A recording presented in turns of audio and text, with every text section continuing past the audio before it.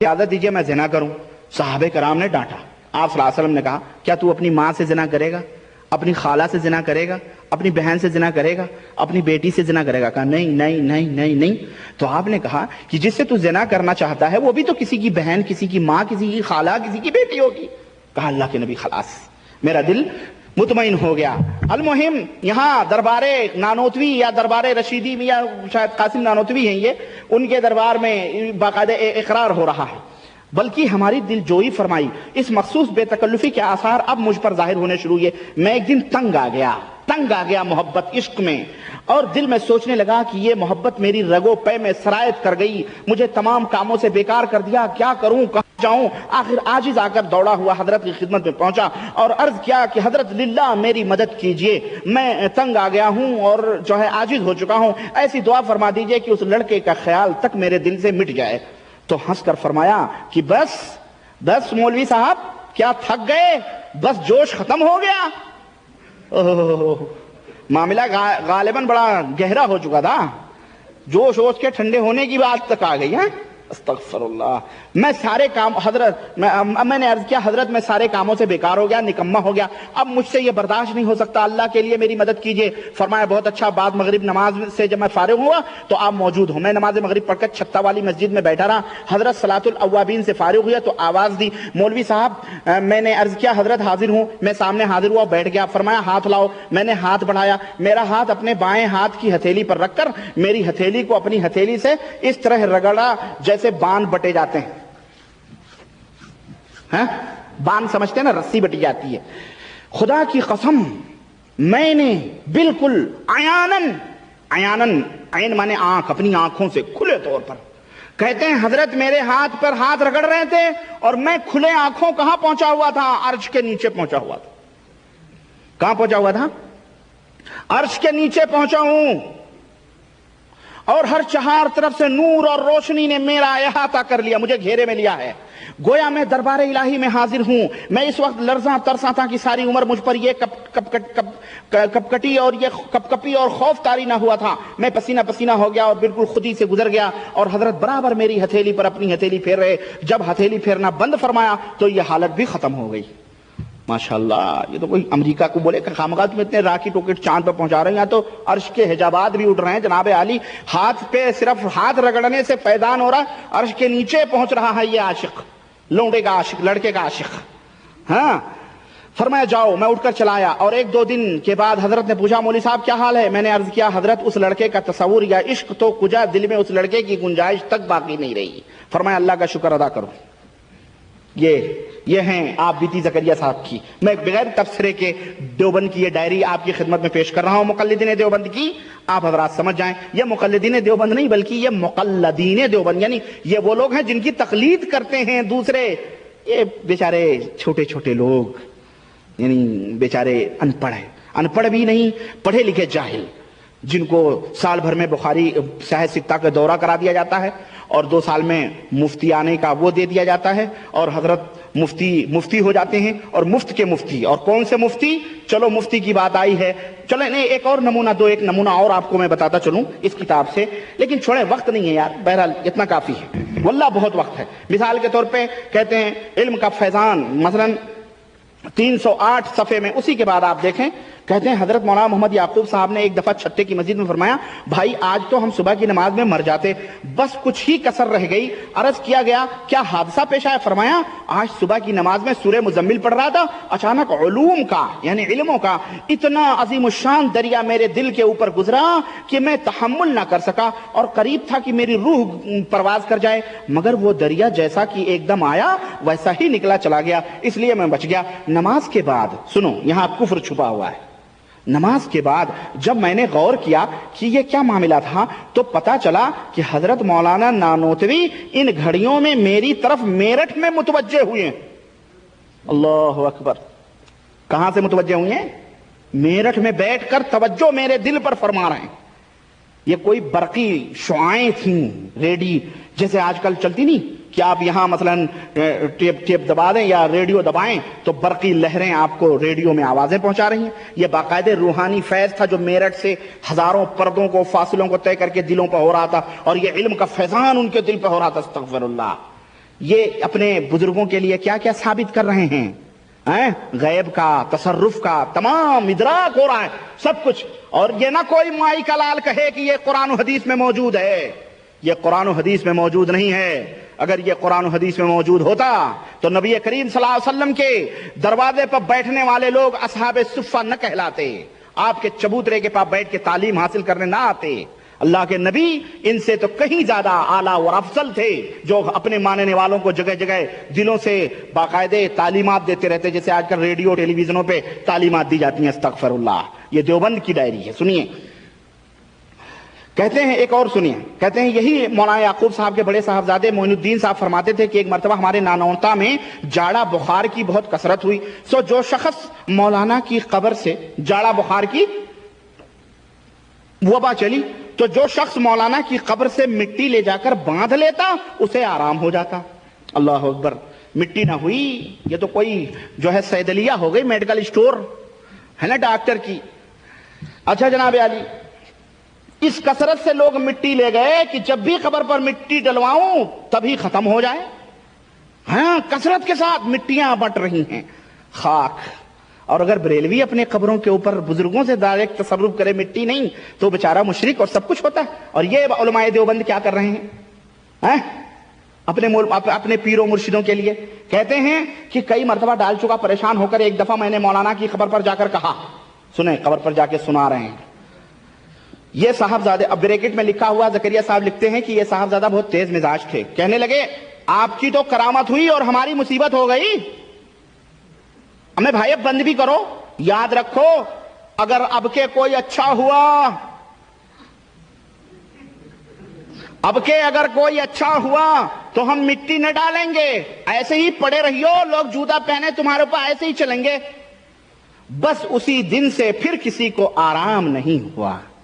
ماشاءاللہ. 9 من مٹی کے نیچے سویا ہوا ان کا وہ باپ بیٹے کی ان دھمکیوں سے ڈر گیا، اور جناب عالی شفا کا جو ایک شعلہ اور ایک جو دواخانہ کھلا ہوا تھا وہ بند ہو گیا. سب کچھ، وہ مٹیوں کی تاثیر ختم ہو گئی. یہ بزرگوں کے تصرفات ہیں قبروں میں لیٹے لیٹے، ان کے بزرگ ہیں یہ. اور بریلویوں کے بزرگ اگر وہ جا کے بیچارے مانے نہیں کافر ہے، وہ مشرک ہے، قبر کے اوپر جا رہا ہے. ابے تو کیا کر رہا ہے؟ یہ حلوے کھا رہا ہے. وہ بیچارے کو تو حلوے اور مانڈے کا تانا دیتے ہو، اور تم کیا ہو؟ تم خود سوچو. میں امام دیوبندی جو اپنے آپ کو کہتے ہیں ان کے ملاؤں سے میں بات کر رہا ہوں. یہ ملے جو ہیں یہ انہوں نے کیا عقیدے ان کتابوں میں لکھے ہوئے ہیں. بس اسی دن سے پھر کسی کو آرام نہ ہوا. جیسے شہرت آرام کی ہوئی تھی ویسے ہی شہرت ہو گئی کہ آرام اب نہیں ہوتا. پھر لوگوں نے مٹی لے جانا بند کر دیا. خیر، یہ تو قبروں کے تصرفات ہیں. جبریل، میکائیل اور سب کچھ امداد کے لیے آتے ہیں جناب علی. اور باقاعدہ غریب نواز صاحب، شیخ عبد القادر خواجہ معین الدین چشتی، باقاعدہ 170 صفحے میں آپ دیکھیں، 170 صفحے میں دیکھیں، شیخ معین الدین چشتی کو قبر میں بیٹھے بیٹھے اجمیر سے میرٹھ، سہارنپور سب کچھ پتا ہو رہا ہے. یہ لکھتے ہیں کہ خواجہ معین الدین چشتی کہتے ہیں یعنی فقیر تھے، یہ فقیر اور غریب تھے، لیکن چونکہ سلسلہ چشتی تھا تو حضرت خواجہ معین الدین چشتی کیا ہوا، ان کو رات میں پتا چل گیا خواجہ معین الدین چشتی کو کہ میرا مرید کیا ہے وہ فقیر ہو گیا ہے. رات کو خواجہ صاحب خواب میں دیکھا، ارشاد فرماتے ہیں کہ ہم نے تم کو اپنے باورچی خانے کا ناظم اور محتمم بنا دیا ہے. اوہ، خواجہ صاحب اپنے باورچی خانے کا ان کو، علماء دیوبند کے اس فقیر کو کیا کر رہے ہیں؟ اللہ اکبر، اللہ اکبر. حاجی صاحب، یہ حاجی صاحب ہیں، حاجی امداد اللہ مہاجر مکی، بڑے غریب تھے. حاجی مہاجر امداد اللہ مہاجر مکی، ان کو خواجہ معین الدین چشتی نے اپنے باورچی خانے کا کیا بنا دیا؟ ناظم مطبخ بنا دیا. صبح کو اندھیرے میں ایک شخص نے دروازہ کھٹکھٹایا. میں نے دروازہ کھولا تو اس نے ایک تھیلی دی جس میں 100 ریال تھے، اور پھر اس کے بعد چلا گیا، اور اس کے بعد تنگی ختم ہو گئی. خواجہ صاحب قبر میں باقاعدہ ماشاءاللہ تبارک و تعالیٰ پتہ چل رہا ہے کہ ان کا مرید کس طرح فقیری میں گزر رہا ہے. اور جناب حاجی امداد اللہ مہاجر مکی کو باقاعدہ کسی کے حوالے سے 100 ریال دے کر کے اس کو بھیج رہے ہیں. یہ سب دلوں کے اوپر پورا کنٹرول چل رہا ہے. چل رہا ہے کہ نہیں چل رہا ہے؟ یہ آج بھی خواجہ معین الدین چشتی کے اوپر جا کے مراقبے کرتے ہیں، چھائیں چھوڑیں. اور یہ قبروں کی بات چلی ہے تو یہ دیکھیں آپ، ایک نیا ہیرو نکلا ہے ابھی، مفتی دیوبند ہے یہ. اور اس سے بڑھ کے خائن اور اس سے بڑھ کے مفتی دغاباز. اور میں آگرہ والے शायद मेरी आवाज आगरे पहुंचे तो इस मुफ्ती को जरा पकड़ना कि तुझे अल्लाह को मुंह नहीं दिखाना है, तू मुफ्ती आगरा बना बैठा है। ये किताब है मस्जिद नबी शरीफ के जो है खतीब नहीं मुदर्रिस हैं शेख अबू बकर जजायरी हफ़िज़हुल्लाह, जो आज भी जिंदा हैं। उनकी किताब है उनकी किताब है निदाअतुर रहमानी ले अहलिल ईमान, अरबी में। इस देवबंदी मौलवी को तौफीक हुई उसका तर्जमा करने की, तो इसने क्या किया है मालूम है? मुकम्मल हनफियाने की कोशिश की है, देवबंदियाने की कोशिश की है, देवबंदी टाइप में इसको बनाना है। और इसके ऊपर तकरीज और मुकदमा किसका लिखा मालूम है? ये देखें, बकलम मुफक्किर इस्लाम हजरत मौलाना अबुल हसन अली नदवी दामत बरकातुहुम की बाकायदे तस्दीक भी है कि इन्होंने जो है बड़ा अच्छा तर्जमा किया है और उम्मत के हाथों में बड़ा भारी काम किया है। और सऊदिया के खर्चे पर ये अब्दुल कुद्दूस रूमी मुफ्ती आगरा जो इसके तर्जमा करने वाले हैं, सऊदिया के खर्चे पर इतनी आलीशान किताब जो है छपी है और लिखा हुआ है कि किताब मंदरजा झेल पते से हासिल करें। अब्दुल वकील काज़मी बी 527 GT नगर करेली इलाहाबाद। समझ आए? इलाहाबादियों हैं, इलाहाबाद के लोग यहाँ सुन लो, ये किताब हासिल करो। और जनाब आली मुफ्ती अब्दुल कुद्दूस रूमी मद्दज़िल्लहुल 1996 में इन्होंने लिखा।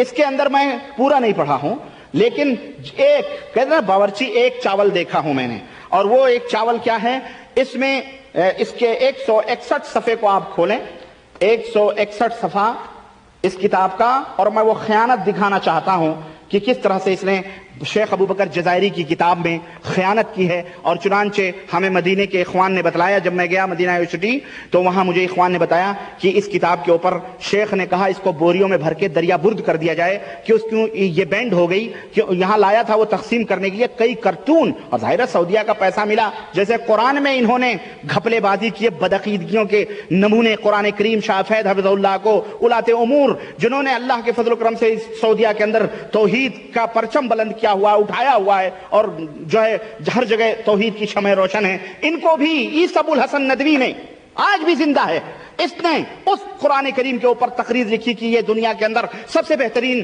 तर्जमा है, इसको छपाया जाए। मुजम्मा मलिक फहद से वो कुरान छपा, और बाद में उलमा ने जब उसको देखा तो इनकी खयानतों का भांडा फोड़ा, तो आज ये जलील हुए लोगों की नजरों में। इसी तरह ये जलील होते रहेंगे इंशाअल्लाह, इनकी काविशें इसी तरह जलील होती रहेंगी। और ये खटमलों की चाल चलते हैं। कौन सी चाल? खटमल की तरह।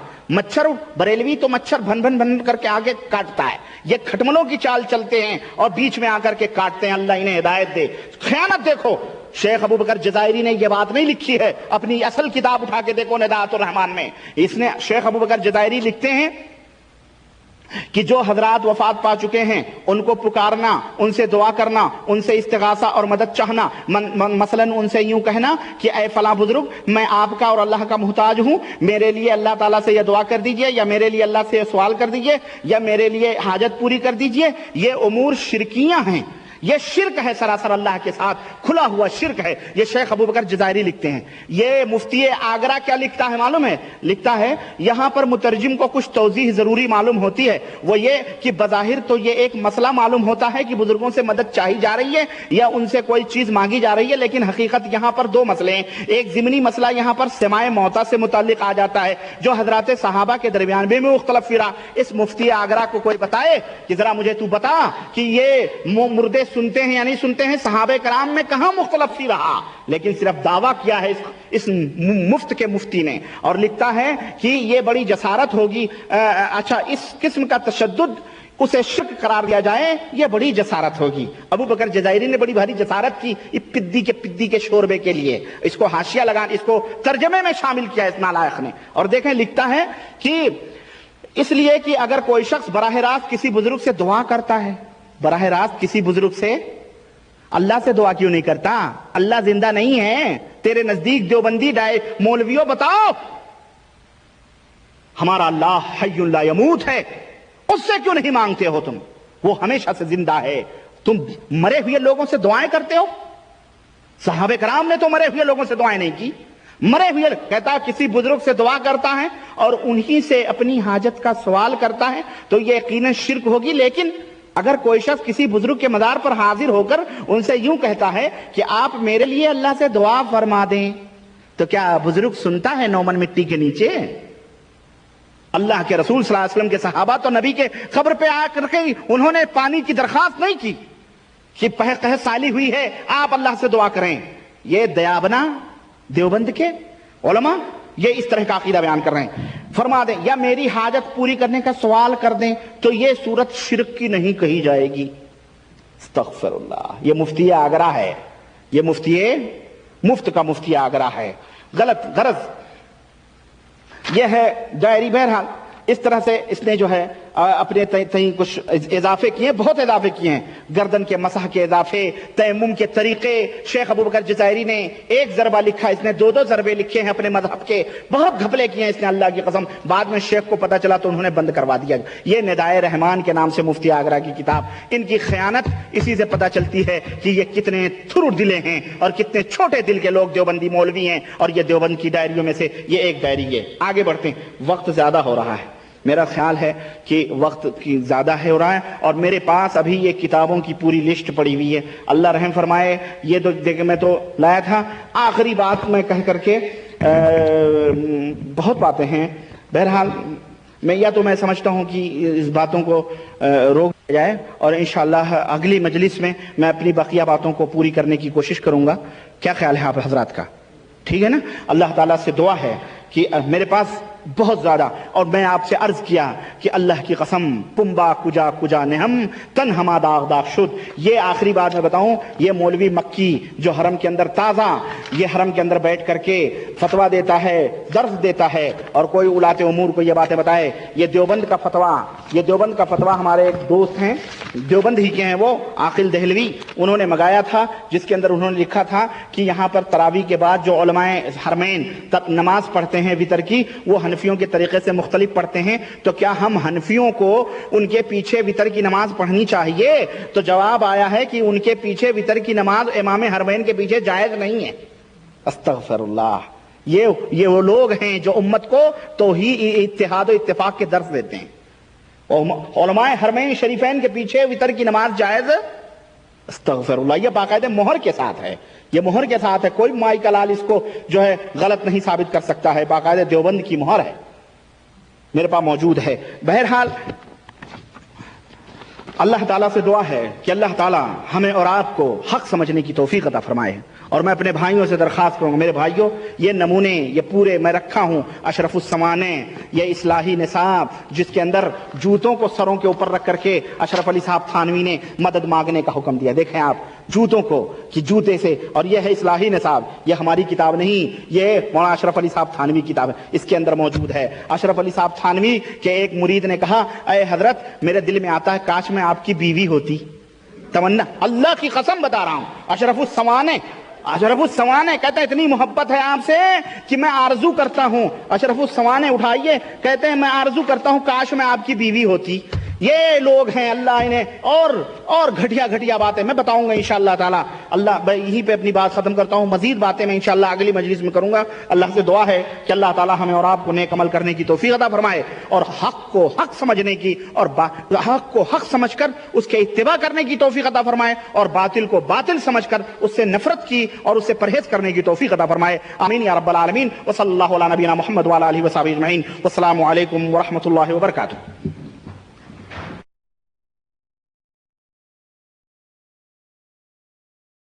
السلام علیکم ورحمۃ اللہ وبرکاتہ.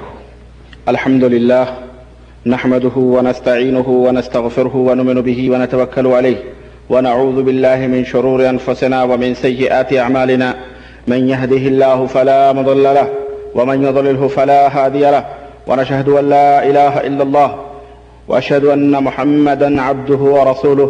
اما بعد فان خير الحديث كتاب الله وخير الهدي هدي محمد صلى الله عليه وسلم وشر الأمور محدثاتها وكل محدثة بدعة وكل بدعة ضلالة وكل ضلالة في النار. قال الله تعالى في كلامه المجيد: أعوذ بالله السميع العليم من الشيطان الرجيم. بسم الله الرحمن الرحيم. يا أيها الذين آمنوا اتقوا الله حق تقاته ولا تموتن إلا وأنتم مسلمون. تمام قسم کی حمد و ثنا اس اللہ وحدہ لا شریک کے لیے لائق و زیبہ ہے جس نے ہمیں اور آپ کو پیدا فرمایا اور بیش بہا درود و سلام اس ذات مبارکہ مقدسہ پر جو ساری کائنات کے لیے رشد و ہدایت بنا کر کے بھیجے گئے۔ دوستو، چونکہ رات کا کافی حصہ گزر چکا ہے اور پروگرام تھوڑی تاخیر سے شروع ہوا ہے، اس لیے میں بلا کسی تمہید کے اپنی پچھلی گفتگو کو مکمل کرنا چاہتا ہوں۔ اور جیسا کہ آپ کو علم ہے کہ ہماری گفتگو مقلدین دیوبند کی ڈائری کے موضوع پر ہو رہی تھی، اور میری یہ خواہش تھی کہ جتنا بیان ہوا ہے اتنا ہی کافی ہے، اور عقل مندوں کے لیے اشارہ ہی کافی ہوتا ہے۔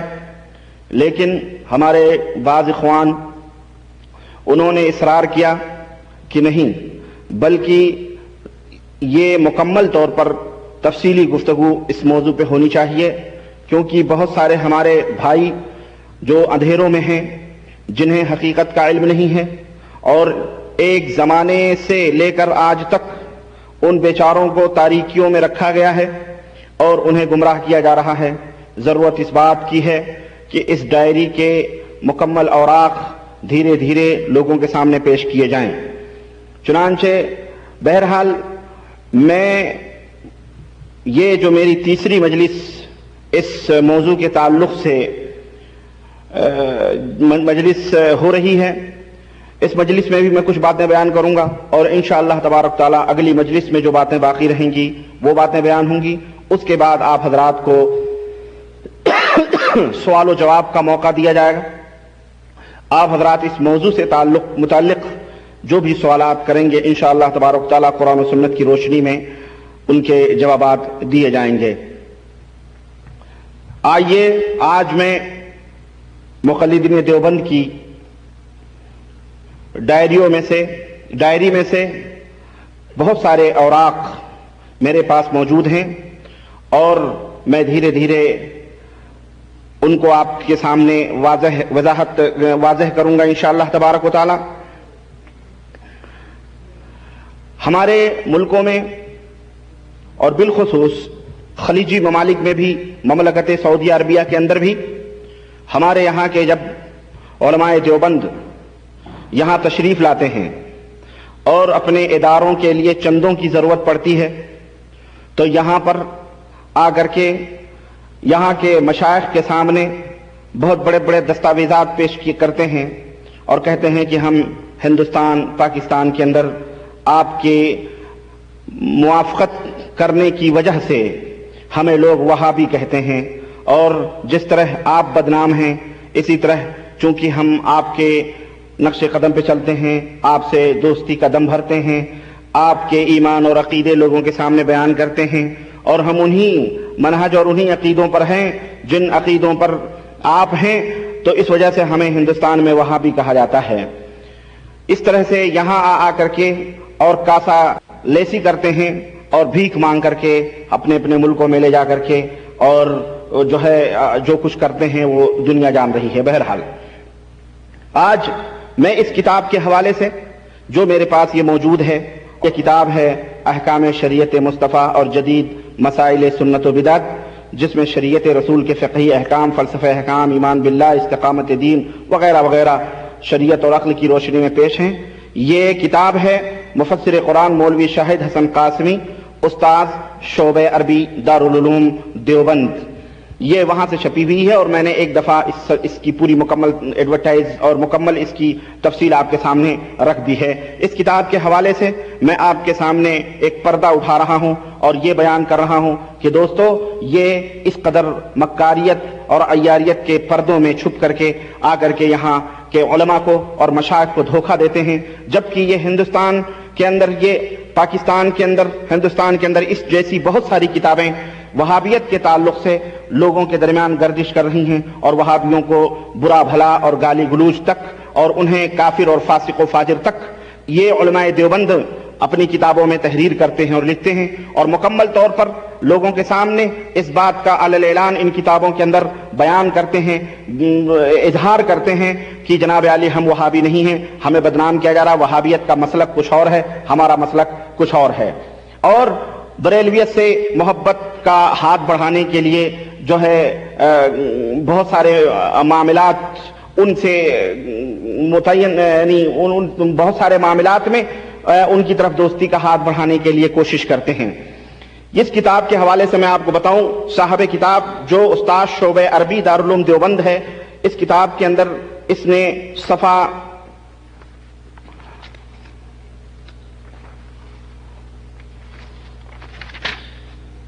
نمبر 124 سے لے کر کے 25، 26، 27، 28 اور میں انشاءاللہ تعالی وہ بیان کروں گا کتنے صفحات تک، اس نے وضاحت اور حقائق بیان کیے ہیں اپنی اس کتاب کے اندر، اور ایک باب باندھا ہے، باب نمبر 4 صفحہ نمبر 124 کہتا ہے کیا علماء دیوبند وہابی ہیں؟ ایک سوال کا جواب دیتے ہوئے یہ شخص لکھتا ہے کہ مسلک دیوبند کے افکار و عقائد، نظریات اور اتباع سنت سے خصوصی تعلق کا علم ہوا، لیکن عام طور پر یہ مشہور ہے کہ علماء دیوبند وہابی ہیں اور نجدی تحریک سے وابستہ اور ہم آہنگ ہیں۔ علماء دیوبند کا وہابی جماعت سے تعلق ہے یا نہیں، وہابی کسے کہتے ہیں، اس کی وضاحت کے ساتھ مدلل طریقے سے بتلائیں، کیا علماء دیوبند وہابی ہیں؟ ایک سوال ہے۔ اس کے جواب میں یہ مفسر قرآن جو دارالعلوم دیوبند کا استاذ یہ لکھتا ہے کہ علماء دیوبند پر دوسرے بے بنیاد الزامات کی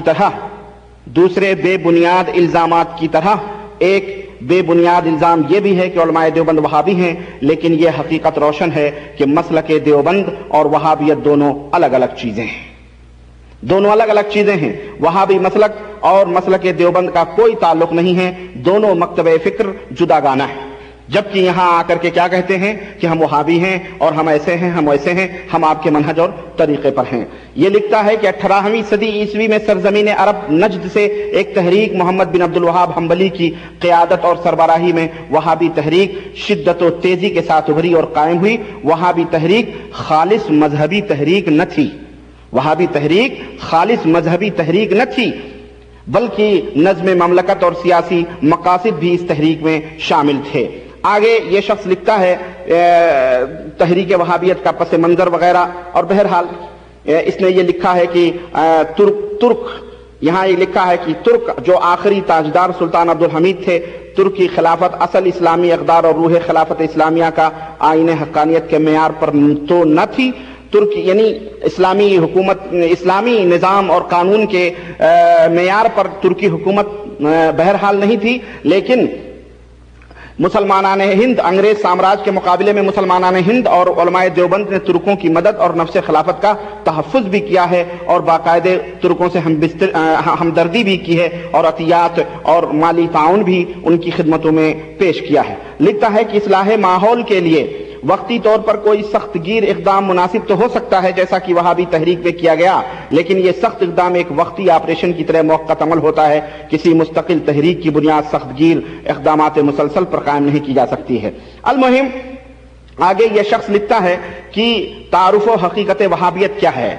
اس کے تعلق سے لکھتا ہے کہ قد کانا، اور یہ عبارت المہند علی المفند جو مولانا خلیل احمد سہارنپوری جو اکابر علماء دیوبند میں سے، علماء دیوبند کے بڑے علماء میں سے ہیں، ان کی تحریر پیش کرتے ہوئے کہتا ہے کہ قد کان محمد ابن عبد الوہاب النجدی یستحل دماء المسلمین واموالهم واعراضهم وكان ينسب الناس كلهم الى الشرك ويسب السلف، کہ محمد بن عبد الوہاب نجدی کا جامع تعارف دیکھیں، یہ یہاں آ کے محمد بن عبد الوہاب کے دم بھرتے ہیں رحمت اللہ علیہ، اور اس میں کوئی شک نہیں کہ محمد بن عبد الوہاب اپنے دور کے ایک مجدد تھے، اور جنہوں نے توحید و سنت کا علم اٹھا کر کے الحمدللہ مملکت سعودی عربیہ کے اندر ایسے خدمات انجام دیے ہیں کہ جس کو آج 100 برس ہو رہے ہیں دنیا اپنے آنکھوں سے اور ماتھے کی نگاہوں سے دیکھ رہی ہے کہ ہاتھوں میں سونا بھی اچھالتے لے کے چلے جائیے، کوئی آپ سے پوچھنے والا نہیں ہے، اور اللہ کے فضل و کرم سے عدل اور انصاف کا جو نظام مملکت سعودی عربیہ کے اندر قائم ہے، اور امن و شانتی کا جو یہاں پر نظام قائم ہے، دنیا ایسی نظیر اور ایسی مثال پیش کرنے سے قاصر ہے اور مجبور ہے، لیکن ایسے حاقدین اور حاسدین اور دلوں کے اندر بغض رکھنے والے لوگ بھی موجود تھے جو محمد بن عبد الوہاب رحمت اللہ علیہ کے سلسلے میں کیا نظریے رکھتے ہیں۔ ہم بریلویت کو سمجھتے ہیں کہ بریلویت محمد بن عبد الوہاب کو کافر اور کہتی ہے، اور بریلوی لوگ محمد بن عبد الوہاب کو گالیاں دیتے ہیں۔ نہیں، میرا دعویٰ ہے کہ علماء دیوبند نے جو کچھ ان کے دور میں ہونا تھا، اپنی ایڑی سے لے کر چوٹی تک کا زور لگا لگایا محمد بن عبد الوہاب کو بدنام کرنے کے لیے، یہ بھی بریلویت کے ساتھ شریک تھے، اور یہ بریلوی اور دیوبندی دونوں ایک ساتھ مل کر کے اس تحریک کے خلاف ہندوستان، پاکستان، بنگلہ دیش کے اندر باقاعدہ انہوں نے ایک محاذ قائم کیا ہوا ہے اور کیا ہوا تھا، پہلے بھی تھا اور آج تک یہ قائم ہیں۔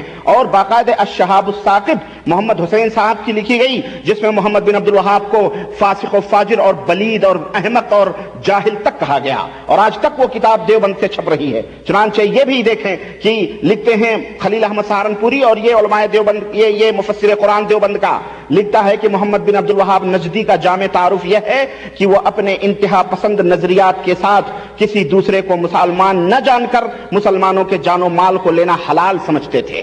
استغفر اللہ۔ گویا اور ظاہر ہے کہ جو شخص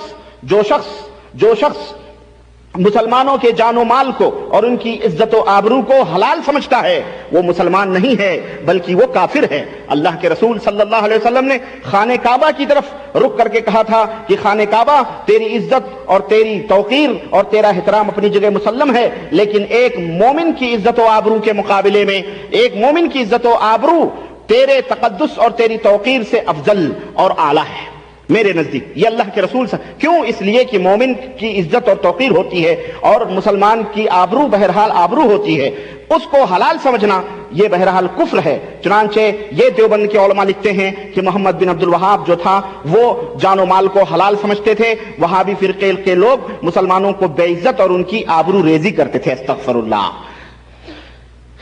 یہ ہیں امت کے تقدیر کے فیصلے کرنے والے علماء، اور ہمارے ہندوستان کے اندر مبلغ توحید و سنت میاں یہ منہ اور مسور کی دال، اگر تم اپنے ان طریقے دعوت پر اور اپنے اس مسلک دیوبندیت پر اتنا ہی ناز کرتے ہو تو ذرا محمد بن عبد الوہاب رحمۃ اللہ علیہ کی ایک مثال اپنے تم علماء دیوبند میں پیش کر دو، ان کی جوتیوں کے ذروں کے برابر بھی تمہارا کوئی مولوی نہیں پہنچ سکتا ہے۔ تم نے آج ہندوستان میں کیا کیا؟ تم نے ہندوستان میں کیا خدمات انجام دیں اور فخر کرتے ہو کہ ہم نے ہندوستان اور پاکستان کے اندر خدمات انجام دی ہیں؟ تم نے مسلمانوں کے سروں کو جھکایا ہے، تم مسلمانوں کے سامنے کچھ بیان دیتے ہو اور اپنی کتابوں میں کچھ باتیں لکھتے ہو۔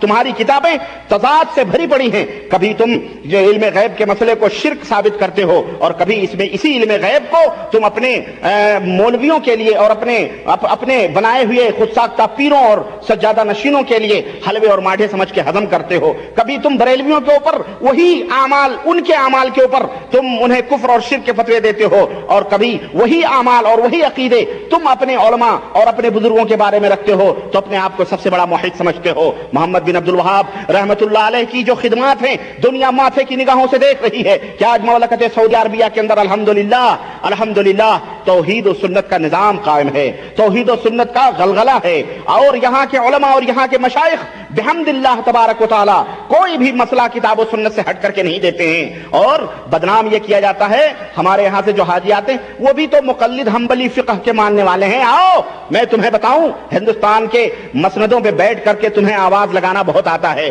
میں تمہیں بتاؤں، تمہیں کیا معلوم کہ یہاں کے علماء اور مشائخ کس کی روشنی میں فتوے دیتے ہیں؟ یہاں کے علماء مشائخ اللہ اور اس کے رسول صلی اللہ علیہ وسلم کی کتابوں کی روشنی میں فتوے بیان کرتے ہیں۔ علامہ ابن باز حفظہ اللہ، علامہ محمد بن صالح العثیمین حفظہ اللہ اس کی جیتی جاگتی مثالیں ہیں اور موجود ہیں مملکت کے اندر اللہ کے فضل و کرم سے۔ تم جیسے لوگ لکیر کے فقیر جو ہے تمہیں صرف اپنے انہی بزرگوں کی گند لکھی ہوئی باتوں کے سوا اور تمہیں آتا ہی کیا ہے؟ تم محمد بن عبد الوہاب کو کہتے ہو کہ وہ مسلمانوں کے خون کو حلال سمجھتے تھے، ہرگز نہیں۔ یہ سراسر یہ محمد بن عبد الوہاب رحمۃ اللہ علیہ کے دشمنوں اور ان کی تحریک اور ان کی دعوت توحید کے دشمنوں کا یہ شوشہ ہے جو اس کو علماء دیوبند لے کر کے چل رہے ہیں۔ چنانچہ یہ لکھتے ہیں کہ وہابی نجدی لوگ اپنی جماعت کے سوا دوسرے مسلمانوں کو مشرک اور کافر قرار دیتے ہیں۔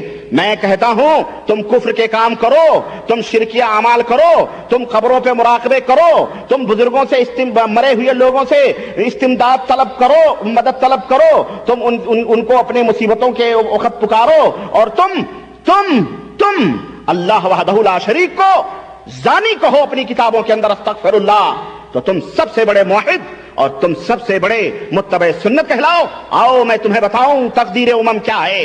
یہ کتاب تمہارے گھر کی لکھی ہوئی اور میں انشاءاللہ تبارک تعالیٰ آ رہا ہوں. لیکن پہلے میں اس راز سے پردہ اٹھانا چاہتا ہوں. میں بتاؤں گا اس کے اندر یہ تذکرۃ الرشید کتاب کہ اس کے اندر یہود و نصارہ نے بھی اب اللہ وحدہ لا شریک کو زانی نہیں کہا، لیکن اس کتاب کے اندر اللہ وحدہ لا شریک کے اوپر بھی تہمت زنا لگائی گئی. کسی بھی دیوبندی سے پوچھو کہے گا استغفر اللہ لا حول ولا قوت الا باللہ. ہم کہاں اللہ وحدہ لا شریک کو زانی قرار دیتے ہیں. لیکن آؤ یہ تمہارے بزرگوں نے اس کے اندر کیا گھوٹالے کیے ہیں میں تمہیں بتاؤں. تمہیں اپنے گھر کا پتہ نہیں ہے، تمہیں اپنے نیچے پڑے ہوئے ٹاٹ کا علم نہیں ہے، تو تم کیا گفتگو کرو گے؟ لکھتے ہیں کہ وہاں کافر قرار، مشرک اور کافر قرار دیتے ہیں. میں پوچھنا چاہتا ہوں کہ قبروں کے اوپر مراقبے کرنا یہ کہاں کی توحید ہے؟ قبروں کے اوپر مراقبے کرنا کہاں کی توحید ہے؟ اللہ کے سوا غیروں کو عالم الغیب ماننا اور زبان سے کہنا الگ ہے. تم زبان سے کہتے رہو کہ ہم اللہ کو عالم الغیب مانتے ہیں، لیکن عمل تمہارا کیا ہے؟ عملی طور پر تو تم اپنے بزرگوں کو عالم الغیب تصور کرتے ہو. میں انشاءاللہ تعالیٰ اس کی دلیلیں میں آپ کے سامنے انہی کی کتابوں سے انشاءاللہ تعالیٰ بیان کرنے کی کوشش کروں. تو بریلوی وہی کام کرے تو وہ تو کافر کہلائے، وہ تو مشرک کہلائے، اور تم اگر وہی کام کرو اور وہی اعمال کرو تو تم میں کون سے سرخاب کے پر لگے ہیں میرے بھائی کہ تمہیں ہم اپنے سروں کے اوپر بٹھا کر کے کہیں یہ ہمارے موحد دوست ہیں. تم سے توحید و سنت کا کیا رشتہ؟ اور سنیں لکھتے ہیں کہ اور اس کے ساتھ ساتھ وہابیوں کی انتہا پسندی اور ان کا غیر شرعی فعل یہ بھی تھا کہ وہ سلف صالحین اور گزشتہ بزرگوں کو برا کہتے تھے. استغفر اللہ. کب کس سلف صالحین؟ امام ابو حنیفہ رحمۃ اللہ علیہ کو میں نے برا کہا، امام احمد بن حنبل کو میں نے برا کہا، امام شافعی کو ہم نے دجال قرار دیا کہ تم نے کہا. امام شافعی کو دجال کس نے بنایا؟ تم حنفیوں نے بنایا. تم امام ابو حنیفہ رحمۃ اللہ علیہ کی توہین تم نے کی، امام ابو حنیفہ رحمۃ اللہ علیہ کی گستاخیاں تم نے کی، اور اس کے شواہد تمہاری کتابوں میں موجود ہے. سپرے چشم کو کیا آئے نظر کیا دیکھے، تم کو پتہ ہی نہیں ہے کہ تم بے خیالی میں مجذوبیت کے عالم میں متنی کیا کیا لکھتے اور پاگل پنی کے عالم میں کیا کیا لکھتے اور کہتے چلے جاتے ہو اور اول فول مغلظات بکتے ہو، اور جب اس پہ گرفت ہوتی ہے تو کہتے ہو کہ جناب علی ہمارے بزرگوں نے لکھا ہے، اس کی بھی کوئی تعویل ہوگی، اس کی بھی کوئی توجیہ ہوگی. ایک مولوی مجھے مدینے میں ملا، طاہر، ایک تو پاکستان میں نا طاہر القادری. ایسے نجس لوگ اپنا نام بڑا جانچ پڑتال کے رکھتے ہیں. نجس اور ناپاک لوگ جو ہے نا اپنا نام بڑا جانچ پڑتال کے رکھتے ہیں تاکہ طاہر القادری، ماشاءاللہ کتنا پیارا نام لگ رہا ہے نا. لیکن جتنا پلید اور نجس ہے وہ، اس کا دل اور اس کا ایمان اور اس کا عقیدہ دنیا اس سے واقف ہے.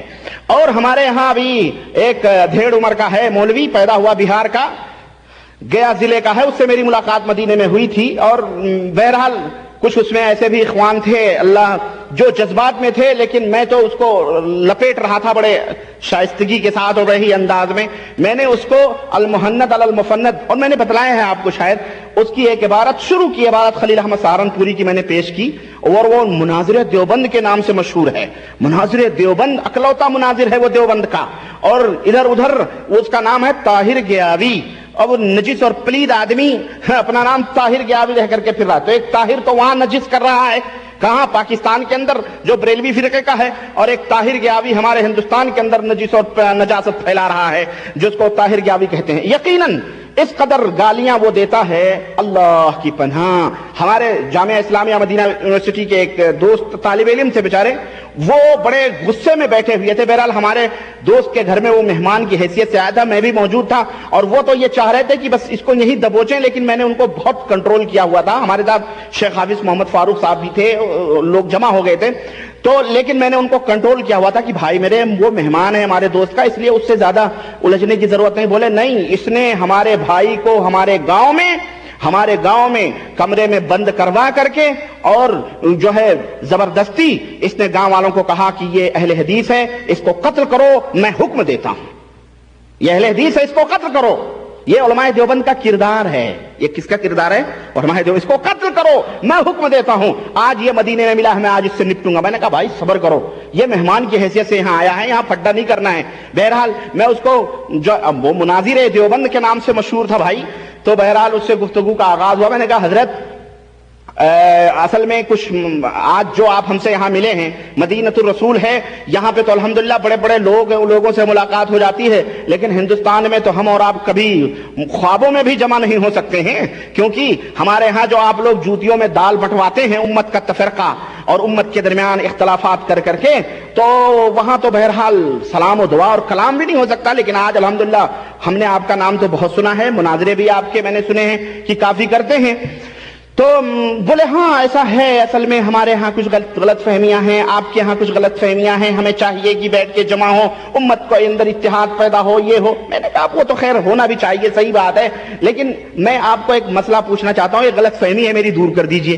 کہنے لگے کون سی غلط فہمی؟ میں نے کہا المحنت علی المفنس خلیل احمد سہارنپوری کی جو کتاب ہے اور جو بریلویوں کے جواب میں ترکوں کے علماء کے پاس بھیجی گئی تھی لکھ کر کے کہ بریلویوں نے جو آپ دیوبندیوں کے عقیدے بیان کیے تھے اس کے جواب میں, تو اس میں مولانا نے یہ لکھا ہے کہ ہمارا جو عقیدہ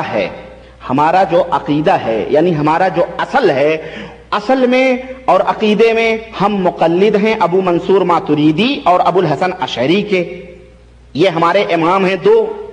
اور جزیات میں فروع میں ہم یعنی مسائل میں ہم مقلد ہیں امام اعظم ابو حنیفہ رحمۃ اللہ علیہ کے, اور ہم جو ہے کیا کہتے ہیں جناب علی, ہم مسلکن اور مشربن نقشبندی چشتی قادری سہروردی اور وہ لمبی سی. اور میں نے پچھلے لیکچر میں 12 امام بتلائے نا کہ ان کے جس طرح شیعوں کے 12 امام ہیں اس طرح ان کے بھی 12 امام ہیں. ایک بکری جب ایک سانڈ سے نہیں مطمئن ہوتی ہے تو پھر ریوڑوں میں گھومتی پھرتی ہے, پھر اس کے 10 سانڈ ہو جاتے ہیں.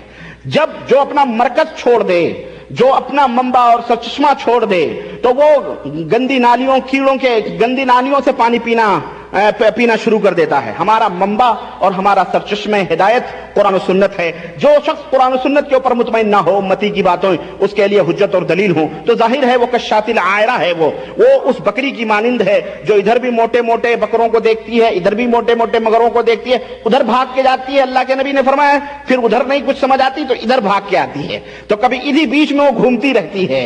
سمجھ رہے ہیں؟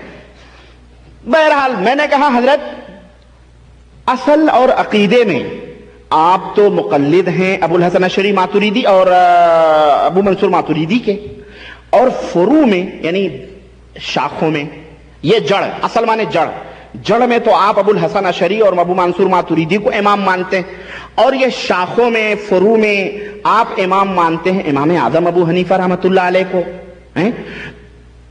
تو سوال میرے ذہن میں یہ پیدا ہو رہا ہے کہ آپ لوگ عقیدے میں امام ابو حنیفہ رحمۃ اللہ علیہ کو کیوں نہیں امام مانتے ہیں؟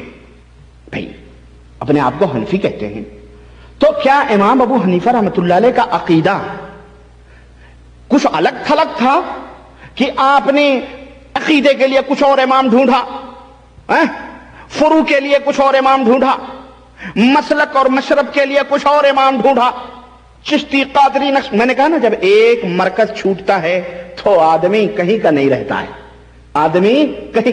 ہے, ان کی مثال یہی. تو کہنے لگے اس میں انکار کہاں ہے کہ ہم امام ابو حنیفہ کے عقیدے پہ نہیں ہیں. دیکھ رہے ہیں مناظر ہے نا, یہ مناظر ہے, یہ مناظرے کی منطق ہے. کہتا ہے اس میں ہم کو یہ دکھائیے کہ انکار کہاں ہے کہ ہم امام ابو حنیفہ کے عقیدے پہ نہیں ہیں. میں نے کہا ماشاءاللہ یہ تو بڑی اچھی بات ہوئی. اب اس پہ دوسرے اخوان بولنے لگے, بات چیت کرنے لگے, بہرحال وہ بات وہیں ٹھپ ہو گئی. پھر میں اس کو گھما کے وہیں لایا, لیکن وہ بہرحال وہ کہنے لگا دیکھیے آپ لوگ تو ہمیں شیعوں کے درجے میں رکھ کر کے گفتگو وہ کیسٹ میرے پاس موجود ہے, میں نے ریکارڈ بھی کری تھی الحمدللہ وہ موجود ہے. آپ لوگ تو ہمیں مسلمان ہی نہیں سمجھتے, آپ لوگ تو ہمیں شیعوں کے درجے میں گفتگو کرتے ہیں, ہم رفع دین نہ کریں آمین بالجہر نہ کریں تو آپ ہم کو کافر کہتے ہیں. میں نے کہا کون سا احمق اور کون سا ذلیل آدمی رفع دین نہ کرنے پر آپ کو کافر کہے؟ کون سا اہل حدیث بچہ ایسا ہے جو رفع دین نہ کرنے پر آپ کو کافر کہتا؟ بھائی کون سا آدمی؟ یہ تو احمق اور غبی اور بیوقوف آدمی ایسی بات کر سکتا ہے. کہا نہیں ایسا ہوتا ہے. بہرحال میں نے کہا غلط بات ہے, ایسی بات نہیں, اصل مسئلہ عقیدے کا ہے. عقیدے میں اگر اختلاف ہو تو ظاہر ہے اتفاق نہیں ہو سکتا ہے. نبی کریم صلی اللہ علیہ وسلم نے بھی 13 برس کفار و مشرکین کے درمیان کشمکش رہی اور نبی صلی اللہ علیہ وسلم کے درمیان, لیکن آپ نے عقیدے توحید سے کبھی سودا نہیں کیا. انہوں نے بھی کہا کچھ دن آپ ہمارے معبودوں کو مان لیں، کچھ دن ہم آپ کے معبود کو مان لیتے ہیں۔ اللہ کے نبی نے فرمایا ایسا تو نہیں ہو سکتا، اور کسی بھی صورت میں بھی نہیں ہو سکتا ہے، چاہے یہ دنیا الگ ہو جائے، ایک ہاتھ میں چاند اور ایک ہاتھ میں سورج لا کے رکھ دو، لیکن پھر بھی ہم اس کو ماننے والے بولو ماننے والے نہیں ہیں۔ آپ خطبہ جمعہ میں نہیں بیٹھے ہیں کہ جناب علی بولنا حرام ہے، ماشاءاللہ آپ بولا کریں، ہمارے ساتھ رہیں، چلیں لگے تو بہرحال، لیکن وہ اس پوائنٹ پہ آیا نہیں، کہنے لگا کہ اصل میں جنہوں نے یہ کتاب لکھی ہے یہ آپ ان کے مفہوم کو نہیں سمجھ سکتے۔ تو ہم نے کہا پھر انہوں نے لکھی ہی کیوں؟ ابھی جب ہم نہیں سمجھ سکتے تو پھر انہوں نے لکھی کیوں؟ بولے اصل میں ہم تشریح کی ضرورت ہے۔ ہم نے کہا تو پھر یہ حضرت جہاں جہاں یہ کتاب جا رہی ہے اس کی تشریحات آپ جا کر کے سب کو سنائیں گے۔ المہم غرض کہنے کی بات لمبی ہو گئی اور ادھر ادھر چلی گئی، اور وہ حضرت جو ہمارے جذبات میں بیٹھے تھے جناب علی، انہوں نے کہا تم کو میں اب یہاں، اب وہ بھڑک گئے، وہ کہنے لگے میں تم کو یہاں سمجھوں گا، تو گالی بکتا ہے، ہندوستان میں یہ کرتے ہو، تم گالیاں دیتے ہو اہل حدیثوں کو اور قتل کا حکم دیتے ہو۔ کہنے لگا کہ نہیں اللہ کی قسم میں ایسا تو نہیں کرتا، اور اگر ایسی بات ہے تو ہماری کیسٹ اگر ہے تو ہم کو لا کر کے پیش کرو، اگر اس میں ثابت ہو جائے تو میں مان لوں گا کہ یقیناً میں نے کبھی گالی نہیں دی ہے، میں نے کسی کو برا نہیں کہتا ہوں، میں بہت اچھا۔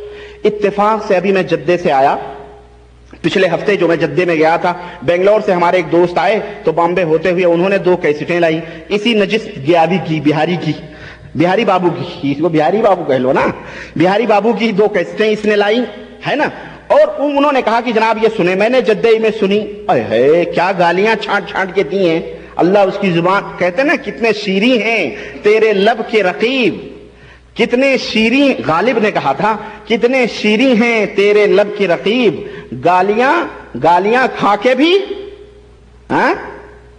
بے مزہ نہ ہوا۔ ماشاءاللہ عبداللہ صاحب دیکھ رہے لکھنؤ کے پڑے ہوئے ہیں نا، اس لیے ان کو پتا ہے اچھی طرح سے، گالیاں کھا کے بے مزہ نہ رہا۔ وہ ندوۃ العلماء سے فارغ ہیں بھائی، ہمارے شیخ عبداللہ ندوی ہیں وہ، تو گالیاں کھا کے، ان کا بھی بڑا عجیب و غریب کہانی ان کی بھی ہے، اور باقاعدہ ندوۃ العلماء کے اندر استاد سے ایک طالب علم نہیں برداشت کر پاتا ہے۔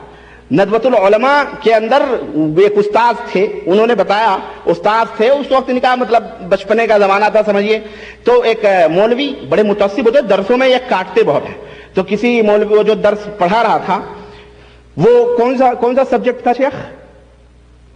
ہدایہ، جس کے بارے میں لکھا ہوا ہدایہ کل قرآن، ہدایہ قرآن کی مانند ہے، وہ فقہ کی کتاب مارکۃ الآرائن کی، اور جس کے اندر بہت ساری باتیں بہرحال چھوڑیں، تو اس کے اندر انہوں نے کہا کہ اہل حدیثوں کے ہاں منی کھانا جائز ہے۔ انہوں نے کہا اہل حدیثوں کے ہاں منی پاک ہے، اہل حدیثوں کے ہاں منی پاک ہے، تو پھر وہ کھاتے کیوں نہیں؟ انہوں نے یہ کہا۔ اب ظاہر ہے کہ اس میں اہل حدیث بچے بھی ہوتے ہیں، وہ برداشت نہیں کر پائے، عبداللہ صاحب کو برداشت نہیں ہوا۔ عبداللہ صاحب نے کہا کہ آپ نے یہ بات کیسے کہہ دی کہ وہ پاک ہے تو اس کو کھاتے کیوں نہیں؟ آپ کے یہاں 1 درہم بھر، انہوں نے برجستہ کہا کہ آپ کے مذہب میں فقہ کی کتاب میں لکھا ہوا ہے کہ 1 درہم بھر پیخانہ اگر جسم پر لگا ہے تو نماز پڑھنا جائز ہے، تو اس کو آپ چاٹیے۔ صحیح بات ہے نا؟ لیکن اس مولوی کو برداشت نہیں ہوا، نکال دیا گیا بھائی ندوۃ العلماء سے، باقاعدہ فصل سے نکال دیا گیا، تم ہمارے کلاس میں نہیں بیٹھ سکتے ہو۔ کیوں؟ اس لیے کہ ٹیٹ فار ٹیٹ، اینٹ کا جواب پتھر سے ملا، اس کو چوٹ لگی دل میں کہ یہ میں استاد ہوں، یہ شاگرد ہے، اس نے یہ جواب کیسے دیا؟ لیکن نہیں، ایسے جوابات ان کو ملیں تو پھر یہ بلبلاتے ہیں۔ اسی وجہ سے ہمارے قتل کے باقاعدہ چیک جاری ہو رہے ہیں، اس وقت ہمارے قتل کے باقاعدہ فرمان جاری ہو رہے ہیں، اور مجھے انتظار ہے کب امیر تبلیغی جماعت ہمارے قتل کے فرمان ان بیچارے بھولے بھالے تبلیغی بھائیوں کے ہاتھوں جو ہے چیک جاری کریں، اس کا انتظار ہے۔ ابھی 2-3 دن پہلے مجھے فیکس آیا ہے، انگلش کے اندر فیکس آیا کہ اگر تم ہمارے علماء کے خلاف بولتے رہے تو ہم تمہیں قتل کر دیں گے۔ ہم نے کہا ماشاءاللہ، چلو اچھا ہے بھائی، راہ شہادت ہمیں اس منزل میں ہوں، اللہ رب العزت سے یہی دعا ہے کہ اللہ ہمیں شہادت کی توفیق عطا فرمائے، آمین یا رب العالمین۔ مجھے اس کا غم نہیں ہوگا کہ میری جان چلی جائے گی، لیکن کم از کم اتنا تو ہوگا کہ ہمارے وہ بھائی جو تاریکیوں میں بھٹک رہے ہیں، جو بیچارے گمراہیوں کے اندر دلدلوں میں پھنسے ہوئے ہیں، کم از کم تمہارے ان چہروں کے اوپر جو خوبصورت نقاب ہے جو میں نوش کر کے پھینک رہا ہوں، اس کو دیکھ کر کے کم از کم صحیح راستے پہ تو آئیں گے. تم ہمیں قتل کرنے کی دھمکیاں دو، یہ تو ہمارے اسلاف کی تاریخ رہی ہے. المہم کہنے کا مطلب یہ ہے کہ اس کی کیسٹ آئی. اب میں نے سنی تو ایسی میڈک بجو اور پتہ نہیں کیڑے مکوڑے اہل حدیثوں کو بامبے کے اندر اس نے تقریر کی ہے، مکمل یہی تقریر. تو ایک جگہ کہتا ہے کہ تم کہتے ہو حنفی. ہارے حنفی مذہب وہ مذہب ہے امام جو حضرت ابراہیم خلیل اللہ علیہ السلام کا مذہب ہے. ابراہیم خلیل اللہ علیہ السلام کے بارے میں اللہ نے کہا کہ کانا ابراہیم علیہ السلام کے بارے میں ابراہیم علیہ السلام کے بارے میں اللہ تعالیٰ نے فرمایا کہ ابراہیم علیہ السلام تنہا امت تھے، حنیفن اللہ کے دین کی طرف مائل ہونے والے تھے. تو اس دین حنیف ہم حضرت ابراہیم علیہ السلام کے دین پر ہیں جو دین حنیفی ہے، اور ہماری نسبت اس دین کی طرف ہے، اور ہمارا مذہب اسی دین کی طرف منسوب ہے. باقاعدہ وہ کیسٹ میں انشاءاللہ کبھی سنواؤں گا، وہ میرے پاس موجود ہے. میں حیرت میں پڑ گیا. میں نے کہا ابھی تک تو یہ چیلنج کسی بھی حنفی مولوی نے نہیں کی ہے جو ہے بہاری بابو نے یہ چیلنج کر دی ہے. بہاری بابو نے یہ چیلنج کیا کہ ہم ابراہیم علیہ السلام ابراہیم علیہ السلام تو مشرک نہیں تھے. اللہ رب العزت نے قرآن کریم میں ان کی تعریف یہ بیان کی ہے کہ ما کان ابراہیم یہودیوں ولا نصرانین، یا ابراہیم جو ہے یہودی نہیں تھے، اسی طرح سے ابراہیم علیہ السلام نصرانی نہیں تھے، اسی طرح سے وہ مشرک نہیں تھے. تو ابراہیم علیہ السلام تو مشرک نہیں تھے. لیکن علماء دیوبند جو اپنی نسبت امام ابو حنیفہ رحمۃ اللہ کی طرف کر کے اور کہتے ہیں کہ جناب علی ہم حنفی ہیں، اور حضرت ابراہیم کی طرف اپنی نسبت کرتے ہوئے کہتے ہیں کہ ہم حنفی ہیں، تو یہ تو ان کی کتابیں تو شرک سے بھری پڑی ہیں بھائی. یہ تو شرک کے ملغوبے ہیں جو میں بھی انشاءاللہ تعالیٰ آپ کے سامنے بیان کروں گا. یہ کس منہ سے یہ کہتے ہیں کہ جی ہم ابراہیم علیہ السلام کے دین. میں نے کہا یہ تو وہی مشرکین مکہ والی بات ہو گئی جو کہتے تھے کہ ہمارے باپ دادے ابراہیم علیہ السلام کا دین ہے جس دین کے اوپر ہم عمل کر رہے ہیں. رسول اللہ صلی اللہ علیہ وسلم نے انہیں جواب دیا ابراہیم علیہ السلام مشرک نہیں تھے، تم شرک کیوں کرتے ہو؟ غیروں کے سوا اللہ کے سوا غیروں سے کیوں غیروں کے سامنے اپنی جھولیاں پھیلاتے ہو؟ اللہ کے سوا غیروں کو کیوں عالم الغیب مانتے ہو؟ اللہ کے سوا غیروں سے کیوں مدد طلب کرتے ہو؟ اللہ کے سوا کیوں غیروں کے نام کے ذبیحہ ذبح کرتے ہو؟ حضرت ابراہیم تو ایسے نہ تھے. تو میں بھی یہی ان کو جواب دوں گا کہ اگر تم ابراہیم علیہ السلام کی طرف نوز باللہ اپنی نسبت کرتے ہوئے کہتے ہو حنیفی ہیں اور اسی سے حنفی مذہب نکلا ہوا ہے، استغفر اللہ، تو امام شافعی، امام مالکی، امام حنبلی اور امام مالک یہ تمام سب کس ڈھرے میں گئے بھائی؟ اگر آپ ابراہیم علیہ السلام کے دین پہ حنیفی ہیں تو شافعی، مالکی، حنبلی یہ کس کھاتے میں گئے بیچارے؟ پھر تو اب ظاہر دین حنیفی کا جو الٹا ہے وہ کفر ہے. تو مالکی بھی کافر نعوذ باللہ، حنبلی بھی کافر نعوذ باللہ، شافعی بھی کافر نعوذ باللہ. ہوا کہ نہیں ہوا بتاؤ؟ میں نے کہا، مجھے بھی حیرت ہوئی. میں نے کہا بھائی ابھی تک تو حنیفن سے تو حنیفی آئے گا. حنیفن سے کیا نسبت ہوگی؟ حنفی تو نہیں ہوگی، حنیفی ہوگی. تو یہ حنیفی ہیں یا حنفی ہیں؟ اور حنفی، چلو اس میں کوئی شک نہیں ہے، حنیفی نہیں یا حنفی ہیں. اور اگر حنفی ہیں تو امام ابو حنیفہ رحمۃ اللہ علیہ کا نام حنفی، کوئی مائی کلال ثابت کرے کہ امام ابو حنیفہ کا نام حنفیہ تھا. حنیفہ یہ نسبت بھی امام صاحب کی طرف غلط ہے بھائی میرے. ابو حنیفہ کا باپ حنیفہ امام صاحب کی بیٹی کا نام تھا. انہوں نے امام صاحب کی طرف نسبت نہ کی، بیٹی کی طرف نسبت کی. ان کی نسبت بھی عورت کی طرف ہے. کس کی طرف ہے؟ سمجھ آ رہی ہے کہ نہیں آ رہی ہے؟ تو اس طرح سے یہ مولوی بیچارہ بہاری بابو کس طرح سے لوگوں کو دھوکہ دینے کے لیے کہتا ہے کہ ہم ابراہیم علیہ السلام. الغرض اس کی بہت ساری باتیں ہیں، میں انشاءاللہ تعالی کسی موقع پر ان کا بھی آپریشن کروں گا، کیونکہ یہ بیچارے جو ہے موجودہ دور کے پیداوار ہیں. تو غرض کہنے کا مطلب یہ ہے کہ اس نے کیا کہا کہ وہابی جو ہوتے ہیں وہ سلف صالحین کو گالیاں دیتے ہیں. سلف صالحین کو تم گالیاں دیتے ہو. امام ابو حنیفہ رحمۃ اللہ علیہ کی طرف تم نے ایسے مسائل گڑھ کر کے منسوب کیے ہیں کہ امام ابو حنیفہ رحمۃ اللہ علیہ سنیں تو ان کی چشم غیرت جھک جائے، ان کی پیشانیوں کے اوپر بل پڑ جائیں اور وہ انکار کر دیں کہ تم نے یہ مسائل کہاں سے گڑھ کر کے ہمارے اوپر جو ہے تہمتیں لگائی ہیں. تمہارا مذہب یہ ہے کہ تم اگر کسی کوئی مریض ہے اس کے مرض کی شفا کے لیے سورہ فاتحہ پیشاب سے لکھ دو تو جائز ہے، یہ تمہارا مذہب ہے۔ امام ابو حنیفہ رحمۃ اللہ علیہ کا یہ مذہب، نعمان ابن ثابت جو امام ابو حنیفہ رحمۃ اللہ علیہ کا نام ہے، ان کا یہ مذہب نہیں ہو سکتا۔ تمہارا مذہب میں کیا بتاؤں، تمہارے پول کھولوں، چھوڑو مذاہب، یہ مسائل چھوڑو، میں تو عقیدے کے مسئلے بیان کرنے پہ لگاؤں۔ امام ابو حنیفہ رحمۃ اللہ علیہ کا یہ عقیدہ نہیں تھا کہ مردے قبروں کے اندر سنتے ہیں، امام ابو حنیفہ کا یہ عقیدہ نہیں تھا کہ مردے نومن مٹی کھود کر کے اور جو ہے باہر آ کر کے لوگوں کو تعلیم دیتے ہیں، یہ تمہارے عقیدے ہیں۔ الغرض تو برا تم کہتے ہو، امام شافعی رحمۃ اللہ علیہ کو برا تم نے کہا کہ اس امت میں ایک دجال پیدا ہوگا جس کا نام محمد بن ادریس ہوگا، اور وہ محمد بن ادریس امام شافعی رحمۃ اللہ علیہ، استغفر اللہ، امام شافعی کو تم نے برا بھلا کہا۔ اسی طرح سے امام شافعی کو جاہل اور غبی تم نے کہا۔ نور الانوار اپنی کتاب اصول الشاجی کے اندر، اس کے اندر یا نور الانوار کے اندر تم نے جو ہے امام شافعی رحمۃ اللہ علیہ کی طرف غباوت کی اور جہالت کی اور جو ہے بیوقوفی کی نسبت کی ہے، تو تم سلف کو گالیاں دیتے ہو، تم سلف کے گستاخ ہو۔ ہم ائمہ رحمہ اللہ کی عزت کرتے ہیں اور ائمہ رحمہ اللہ کے علمی ذخائر اور علمی مواد سے الحمدللہ ہم فائدہ اٹھاتے ہیں، اور جن کی باتیں قرآن و سنت سے ملی جلی ہوتی ہیں، قرآن و سنت کی روشنی میں صحیح ہوتی ہیں، ہم ان کی باتوں کو سر آنکھوں پہ رکھتے ہوئے ان کی عزت کرتے ہیں، ان کی غلطیوں کو اللہ کے حوالے کرتے ہیں کہ اللہ تبارک و تعالی چاہے تو انہیں معاف کر سکتا ہے، وہ غفور الرحیم ہے۔ ہم ان کی گستاخیاں نہیں کرتے، ہم بزرگان دین کی گستاخیاں نہیں کرتے، ہم تمہارے للو پنچو بنائے ہوئے جو بزرگ ہیں، تم نے جو بنائے ہوئے ہیں اپنے، جو ابھی بتاؤں قبروں کے اندر موجود نہیں اور حضرت مراقبہ کیے ہوئے بیٹھے، قبر کے اندر حضرت موجود نہیں اور حضرت قبر کے اوپر منڈی رکھ کے بیٹھے ہوئے مراقبہ کر رہے ہیں۔ مردہ اٹھ کے قبر سے آ کے کہتا ہے ارے تو اس قبر کے پاس کیوں بیٹھا ہوا ہے؟ کہا اس میں فلانے حضرت ہیں۔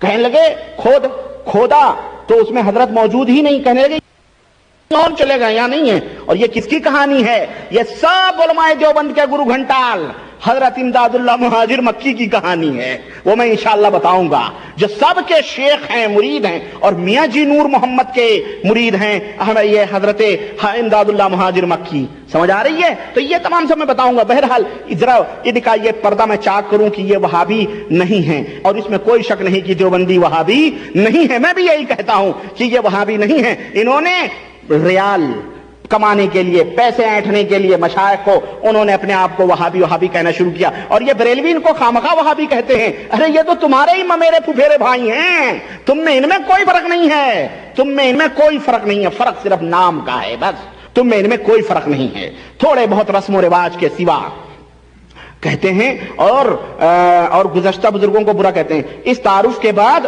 علماء دیوبند اور وہابیوں کے درمیان فرق عظیم اور بنیادی فرق ہر فرد بشر محسوس کر سکتا ہے۔ چلیں بھائی، یہ ایک مستانہ پیدا ہوا علماء دیوبند کا جو اس طرح سے اعلان لکھتا ہے، لیکن آج تک دیوبندی علماء اپنے آپ کو وہابی کہتے ہیں۔ تو کہتا ہے کہ اب ہر مسلمان کا فرض ہے کہ دیوبندی علماء کو وہابی نہ کہے، بلکہ سنت رسول کا تابع ایک گروہ اور جماعت تسلیم کرتے ہوئے مسلک دیوبند اور علم دین کی اشاعت میں شریک ہو جائے۔ یہ سنت رسول کے تابع ہیں یہ لوگ۔ ہاں ابھی میں بتاؤں گا کون کون، اور میں بتا چکا ہوں پچھلے لیکچر میں کہ کیا یہ بھی سنت ہے، یہ بھی سنت ہے جو سنت رسول کے اپنے آپ کو تابع کہتے ہو۔ کہتے ہیں کہ وہابی تحریک کے خلاف علماء دیوبند کا فتویٰ، کہتے ہیں ترجمان دیوبند حضرت مولانا خلیل احمد سہارنپوری وہابی تحریک کے بارے میں علماء دیوبند کی رائے، مسلک اور فتویٰ فقہا کے حوالے سے نقل کرتے ہیں، اور وہابیت کا انکار اور تردید ایک کتاب ہے ان کی، حضرت سہارنپوری کی، خلیل احمد صاحب کی، اس کے اندر لکھتے ہیں الحکم عندنا فیہم، یعنی فیہم اے فی الوہابیہ، محمد بن عبد الوہاب کے ماننے والے، الحکم عندنا فیہم ما قال صاحب الدر المختار وخوارج هم قوم لهم منع خرجوا عليه بتعويل يرون انه على باطل كفر او معصيه توجب قتاله بتعويلهم يستحل دماءنا واموالنا ويسبون نساءنا الى ان قال وحكمهم حكم البغاة، ثم قال وانما لم نكفرهم لكونه عن تعويل وان كان باطلا، وقال الشامي في حاشيته كما وقع في زماننا في اتباع عبد الوهاب۔ یعنی جس طرح خوارج ہیں اسی طرح اتباع محمد بن عبد الوهاب بھی ہیں. اتباع عبد الوهاب الذين خرجوا من نجد وتغلبوا على الحرمين وكانوا ينتحلون مذهب الحنابلة لكنهم اعتقدوا انهم هم المسلمون وان من خالف اعتقادهم مشركون واستباحوا بذلك قتل اهل السنة استغفر الله اور 1000 بار استغفر الله وقتل علمائهم حتى كسر الله شوكتهم ثم اقول ليس هو ولا احد من اتباعه وشيته من مشايخنا وفي سلسلة من سلاسل العلم من الفقه والحديث والتفسير والتصوف واما استحلال دماء المسلمین واموالهم وعراضهم. اب وہ آگے تفصیلات ہیں. بہرحال لکھتے ہیں کہ ہمارے نزدیک ان کا حکم وہی ہے جو صاحب در مختار نے فرمایا ہے. صاحب در مختار نے فرمایا ہے. اور خوارج ایک شان و شوکت والی جماعت ہے جنہوں نے امام پر اس تعویل سے چڑھائی کی تھی کہ امام کو باطل یعنی کفر یا ایسی معصیت کا مرتکب سمجھتے تھے جو قتال کو واجب کرتی ہے. اس تعویل سے یہ لوگ ہماری جان و مال کو حلال سمجھتے اور ہماری عورتوں کو قید کرتے ہیں. آگے فرماتے ہیں ان کا حکم یعنی وہابیوں کا حکم باغیوں کا حکم ہے. اور پھر یہ بھی فرمایا کہ ہم ان کی تکفیر صرف اس لیے نہیں کرتے کہ یہ فعل تعویل سے ہے اگرچہ باطل ہی صحیح. علامہ شامی نے اس کے حاشیے میں فرمایا ہے کہ جیسا کہ ہمارے زمانے کے عبد الوہاب کے ماننے والوں سے سرزد ہوا کہ نجد سے نکل کر حرمین پر غالب ہوئے، اپنے کو حنبلی مذہب بتاتے تھے، مگر ان کا عقیدہ تھا کہ بس وہی مسلمان ہیں اور جو ان کے عقیدے کے خلاف وہ مشرک ہے، اور اسی بنا پر انہوں نے اہل سنت اور علماء اہل سنت کے قتل کو جائز سمجھا. استغفر اللہ. جن کو کہاں محمد بن عبد الوہاب رحمۃ اللہ علیہ نے علماء اہل سنت کو قتل کیا ہے؟ محمد بن عبد الوہاب کی تلوار اگر چلی ہے تو ان جیسے علماء اہل بدع اور علماء شرک اہل شرک پر چلی ہے، اگر چلی بھی ہے، ورنہ وہ کبھی اس کو جائز نہیں کہتے تھے. اسی طرح سے کہتے ہیں کہ یہاں تک کہ اللہ تعالیٰ نے ان کی شوکت توڑ دی. کن کی؟ وہابیوں کی شوکت توڑ دی اور وہ ہلاک و برباد ہو گئے. استغفر اللہ. الحمدللہ آج شوکت برقرار ہے اور تم آ کے بھیک مانگتے ہو، تم آ کر کے یہاں بھیک مانگتے ہو. تمہیں حیا اور شرم آنی چاہیے کہ تم دارالعلوم دیوبند یا ندوۃ العلماء سے پڑھ کر کے تمہیں مملکت سعودیہ نے وہ عزت دی ہے کہ آج تم جامعہ اسلامیہ مدینہ یونیورسٹی جو عالم اسلام کی عالمی یونیورسٹی ہے، ان کی عزت اور ان کی توقیر مملکت کی یہ ہے کہ تم اس کے ممبر بھی بنتے ہو، تمہیں اعزازی ممبر رکھا جاتا ہے. تم رابطہ عالم اسلامی کے اندر بیٹھے ہوئے ہو، تم وزارت الشؤون الاسلامیہ والدعوہ والارشاد اور اوقاف کے اندر تم بیٹھے ہوئے ہو. اگر تمہارے اندر ایمانی غیرت ہے تو پھر علماء نجد کو اور علماء سعودیہ کو یہ عبارتیں تم کیوں نہیں پڑھ کر بتلاتے ہو کہ اے علماء نجد، اے علماء سعودیہ، ہمارے اسلاف تمہارے بارے میں اس طرح کے عقیدے اور خیال رکھتے تھے. تم اس کو کیوں چھپاتے ہو؟ تم اس کو کیوں پردے میں ڈالتے ہو؟ تم ہندوستانی مسلمانوں کو، پاکستانی مسلمانوں کو اتنا تم نے کمزور سمجھا. ارے وہ بیچارے کفر سے شرک سے ویسے ہی دبے کچلے مسلے ہوئے ہیں اور تم اسلام کا نام لے کر کے ان بیچاروں کو اور تم انہیں کچلتے اور مسلتے ہو.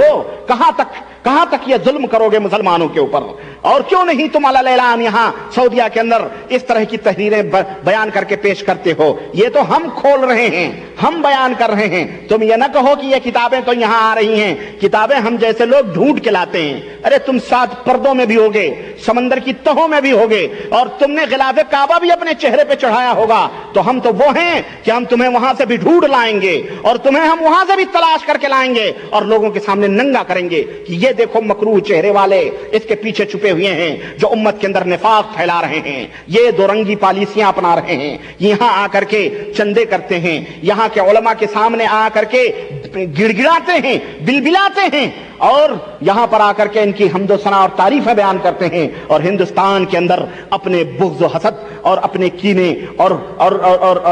اپنے کینے اور کپٹ کو ہندوستانی مسلمانوں کے درمیان پھیلاتے ہیں. وہاں کچھ اور علامہ احسان الہی ظہیر رحمت اللہ علیہ، اللہ ان کی قبر پر کروڑوں رحمتیں نازل فرمائیں، اس نے تو جامعہ اسلامیہ کے اندر اس مرد مجاہد نے، ایک ندوے کے مؤسس اور محتمم نے جب وہابیت کی تعریف کرنا شروع کی اور امام مجدد عبد الوہاب محمد بن عبد الوہاب رحمۃ اللہ علیہ کے گن گانے شروع کیے، تو وہی مرد مجاہد جس کو پاکستان کے اندر شہید کر دیا گیا، اس مرد مجاہد نے اسی یونیورسٹی ہال میں کھڑے ہو کر کے کہا تھا کہ حضرت ندوی صاحب، کیا یہ بات آپ ہندوستان میں بھی کہتے ہو؟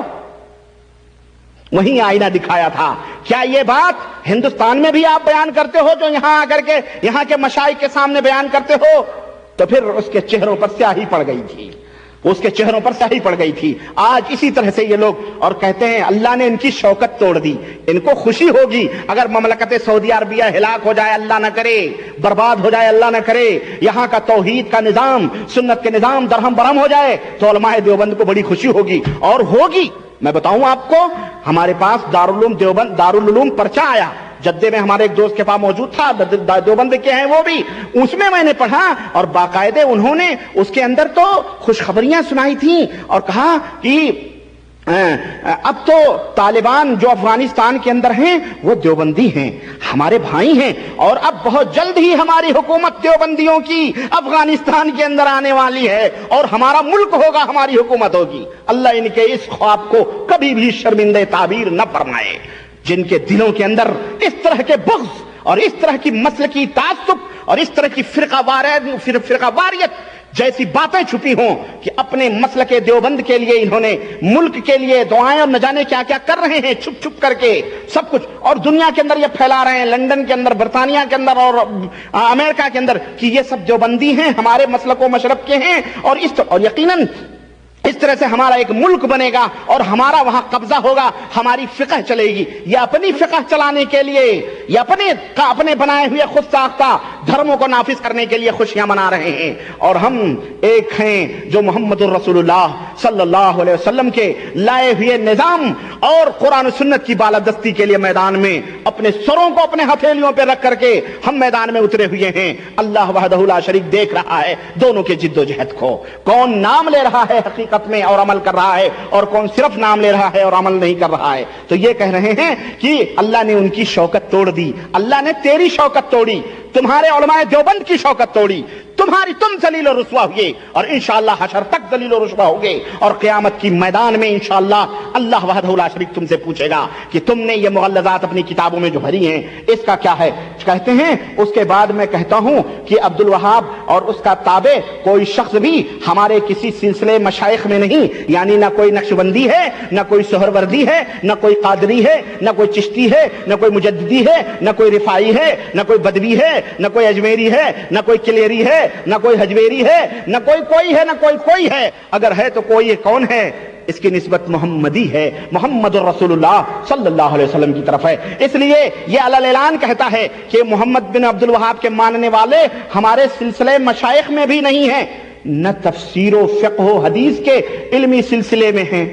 ان کی تفسیر بھی الگ، ان کی فقہ تو معروف ہے، اور اللہ کرے ایسی فقہ انہی کے پاس، انہیں مبارک ہو جس فقہ میں اس طرح کی گندی باتیں کہ العلماء والحفیظ. میں فقہی مسائل میں نہیں جانا چاہتا، اور نہ میں ہی اس گھور کو کھودنا چاہتا ہوں، نہ میں اس گھور کو، زبالے کو کھودنا چاہتا ہوں، ورنہ بہت کچھ ہو جائے گا. بہرحال تفسیر میں بھی نہیں، ان کی کوئی الگ تفسیر ہے وہابیوں کی، ان کی کوئی الگ قرآن و سنت، فقہ میں بھی نہیں، قرآن و سنت کے اندر فقہ نہیں ہے. اور کہتے ہیں حدیث ان کی کوئی اور حدیث ہے، ان کی حدیث ہدایہ ہے، ان کی حدیث فتاوی عالمگیری ہے، ان کی حدیث بخاری مسلم نہیں ہے. اسی لیے یہ حضرات بخاری مسلم میں بھی شکوک پیدا کرتے ہیں کہ بخاری مسلم کے اندر ساری حدیثیں ضعیف. وہ بھی تو انسان تھے، وہ بھی تو بشر تھے، وہ بھی تو ایسے تھے، ایسے تھے، ایسے ویسے کر کے بخاری کے اندر بھی یہ شکوک اور یہ تر امتیاز انہی دیوبندیوں کو حاصل ہے. کہتے ہیں کہ تصوف میں بھی نہیں ہے، یہ ان کی گندی تصوف، گندی اور غلیظ اور ناپاک تصوف، جس کے اندر اعوذ باللہ میں بتاؤں گا ابھی وہ تصوف کیا ہے، جس کے اندر اللہ بھی زنا کر دے، استغفر اللہ، وہ تصوف ہے ان کی.